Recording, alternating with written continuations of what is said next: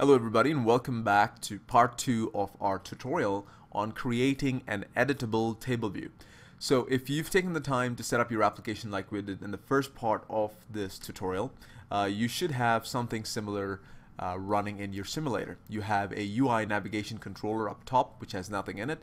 You have a UITableView which has a couple different rows, each of which are filled in with an NSString object.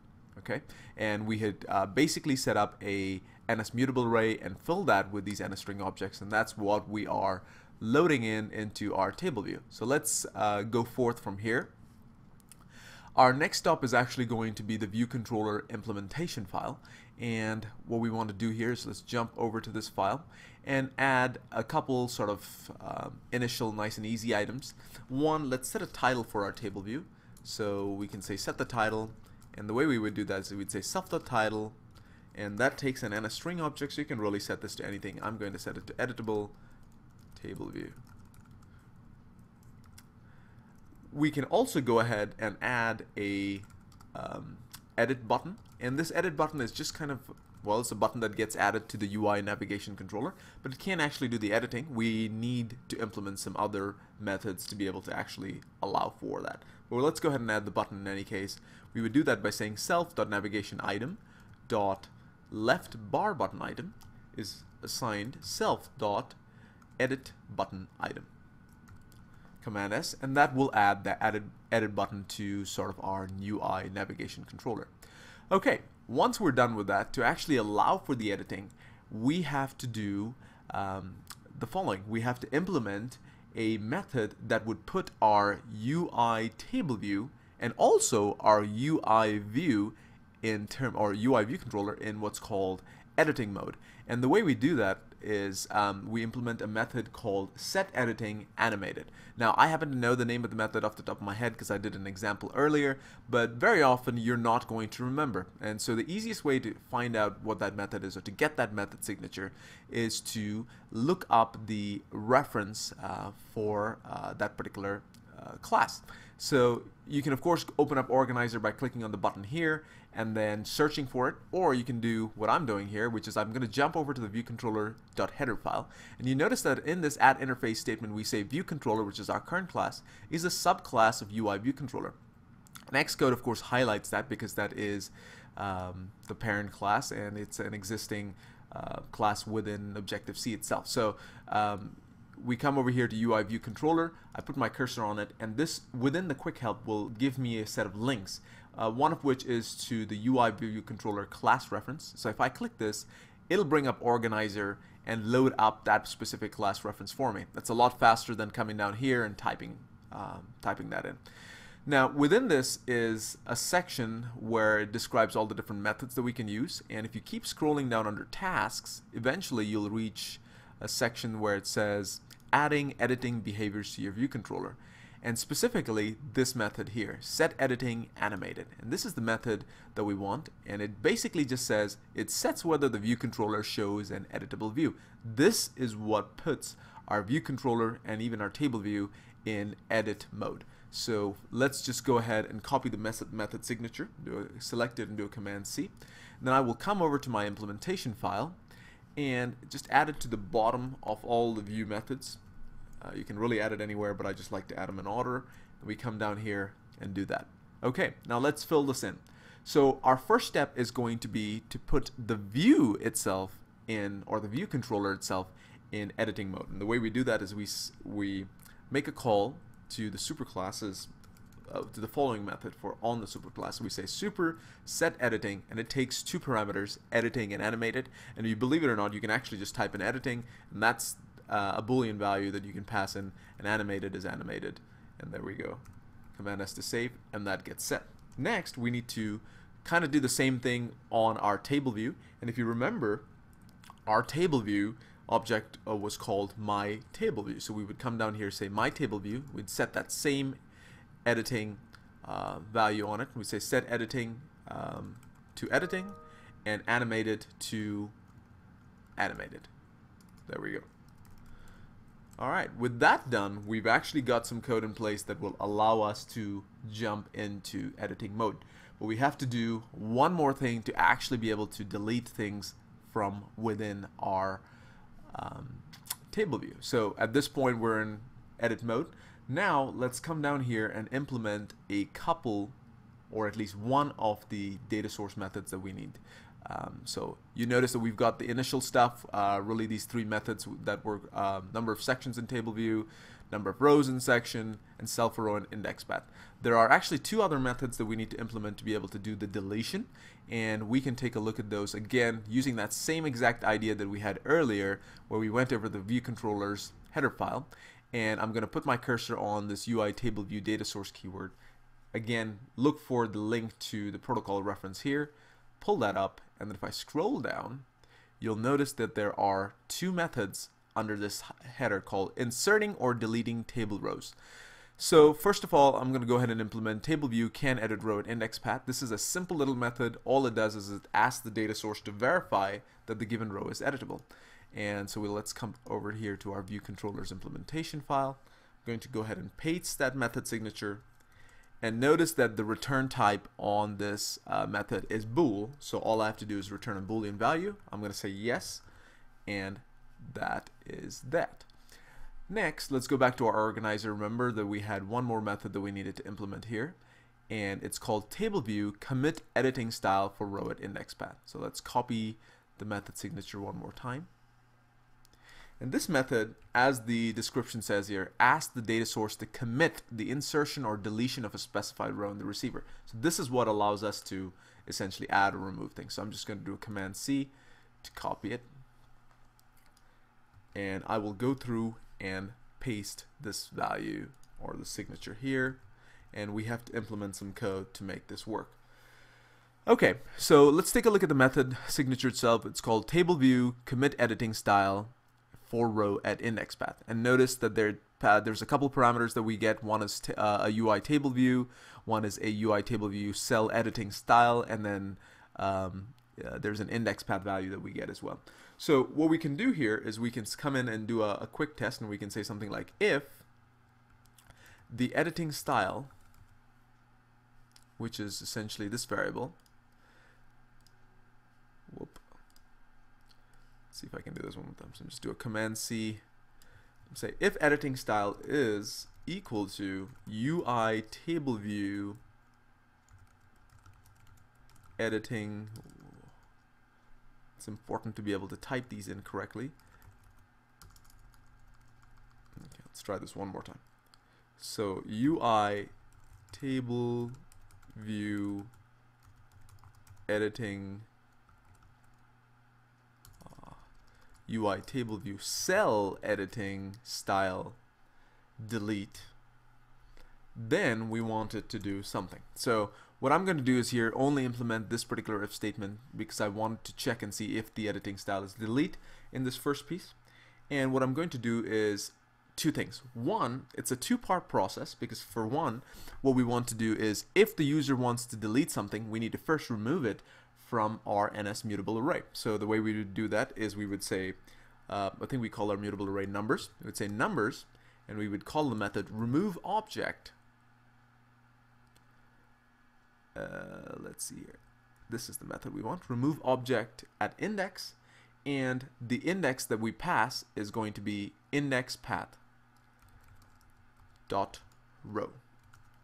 So again, what we will do here is remove from our NS mutable array, and then as part 2 of this process we actually also need to remove it from our table view. And so to do that, what we do is we call a method, and I think we called our table view my table view, but in this case we want to make a reference to this particular parameter. So we'll take a look at the formal parameter value. We'll say tableview delete rows at index paths, and it's going to want an NS array. And so what we would do is we would say something like at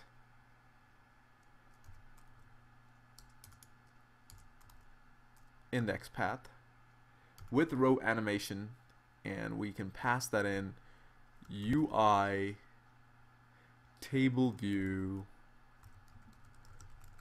row animation, let's say feed.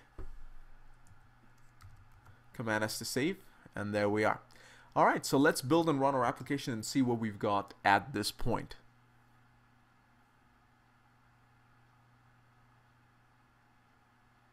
Give it a couple seconds. There we are. Okay, so we've got our table view, we've got our UI navigation controller, which now has a title in it, we've got an edit button, and if I tap this edit button, notice that I now get these little minus signs. If I hit one of these, I get a delete option. If I hit the delete, that row gets deleted. There we go. So very exciting. We've now managed to implement essentially a UI table view that has the ability to delete items from the table view itself. So let's wrap up this example by also giving ourselves the functionality that would allow us to add items into our table view. Now, if you remember from the initial example, what we wanted to do is tie that add item functionality to a UI alert view, because we wanted to give the user the ability to enter a value, and we would then take that value and insert it into the table view. So let's do that. No problem there at all. Now, because we want to be able to use a UI alert view, we will need to be able to give the user both an input field, which is easy to implement within an alert view, but more importantly, we also want to be able to get the value that the user entered back, so we can then insert that, of course, into our table view. So let's do that. Let's jump over to the UIViewController.header file. To be able to get the value that the user entered into that input field back, we need to implement, or we need to say that our ViewController class is going to conform to the UI alert view delegate protocol. And the reason we want to do this is because we need to implement a particular method that is part of this protocol to be able to get that value back. Okay, with that done, let's scroll down and do a couple more things here. First, let's, I guess, add a add button to our viewDidLoad method. So I guess we're going to be scrolling back up, and what we can do here is let's add the add button. And the way we would do that is we'd create a UI bar button item object, and we'll call that something like add button. And pretty simple initialization here: UI bar button item alloc, and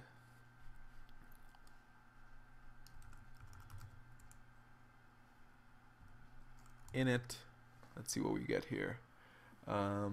We want to init with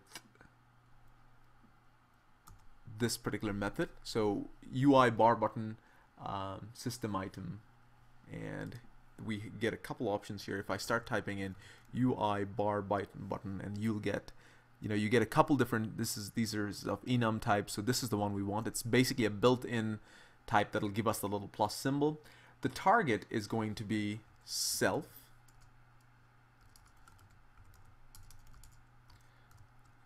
Target self.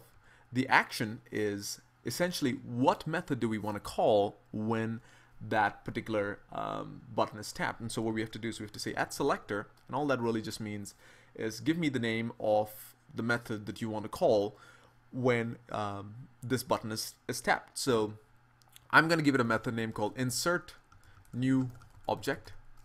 Hold on. And we can finish this up by putting a semicolon there, no problem. And then what we'll do here is we'll come down here and say self dot navigation item dot right bar button item is assign the value of add button. And if this looks familiar, it's because this is very similar to what we did earlier. When we added the edit button, we just said self.navigation item dot left bar button item is equal to self.edit button item. This time we just set the right bar button item to this bar button item that we just created. Alright, so with that done, there is one important piece that we need to add in to be able to use this. Remember that when we instantiated this, we set that this button's action was set to the selector value of insert new object. Now this insert new object is essentially a method. And if you've looked down your code, you're probably thinking, well, I don't have a method called insert new object. That's because we have to create it. And I've added a semicolon here, but in theory I could remove this because I'm not really interested in passing anything in to that method. So let's do that. So our next step, of course, is going to be to create this new method called insert new object. It's going to be of type void because it's not really going to return anything. I'm just going to say insert new, and you're not really going to get any code hint here because of the fact that we are creating this method from scratch. If I can type, that is. Alright, insert new object. Great. Okay, so it doesn't return anything. What we want to do within this particular method is we want to display the alert. So let's go ahead and display a UI alert view. And what we're going to say is UI alert view. We'll just call it alert to keep things simple. And it's going to be UI alert view alloc. And this is, again, just pretty standard stuff if you've used alerts. In it with title, we're going to give it a value of, let's say, what do we want to give it a title? Maybe we'll say enter number. And the message is going to be really nothing. So we can just do this. Delegate is going to be self. Cancel button title is going to be cancel. And other button titles, we're going to give it a title of, let's say, OK. And that ends with nil again, and that's good. Command S to save. Then what we also will need to do is this will only instantiate the alert. Normally what we would do is we'd also call the show method on this particular UI alert view.